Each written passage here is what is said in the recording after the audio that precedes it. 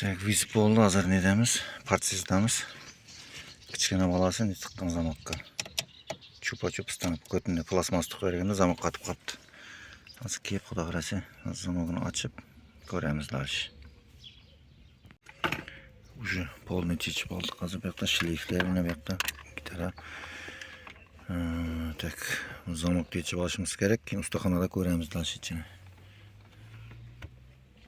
Tak, bu mashinamizni hozir shu положениеda ustaxonaga haydab boramiz endi.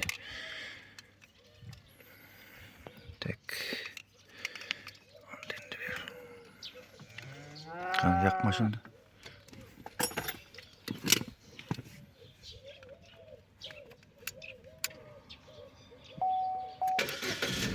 Maşın yandı. Ayakkabıya koy kilitini.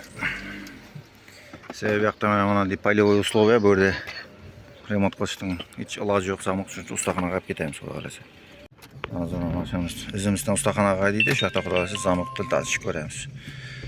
Zamokka e'tiborli bo'lamiz. Cobaltda ham slabiy zamogi. Biz yalnız bu klientimizning holatida balasi chupa-chupsni o'ynab o'tirib zamokka taqtashabdi-da. Shuni zamokning ichidan sinib yotibdi. Olishning iloji bo'lmadi. Tak, axir bu zamokni ochdik. Bu yoqda stoldan polniy razboriyatsiya qilib, razborka qilib. Lekin mana mo'ynasam chiqdi.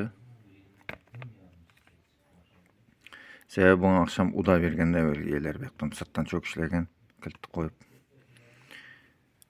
Eng slabiy joyidan sindi, mana ekan mort bo'lgan joyidan.